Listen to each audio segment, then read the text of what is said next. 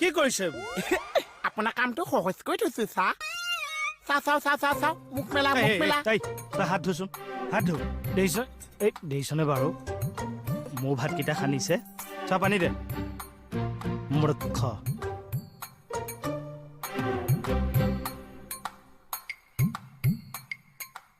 এইকেইটা ভাত ইয়াত কৈ আহিছো তই খেপ ঢুকা শব্দ ইয়ালৈকে শুনিছো একে ভাতৰ ওচৰতে আছো যে খাও ভাজি খাওকচোন চাহ ভাজি খাও এয়া দেখিছে এয়া আলু দিছো মূলা দিছো আৰু এয়া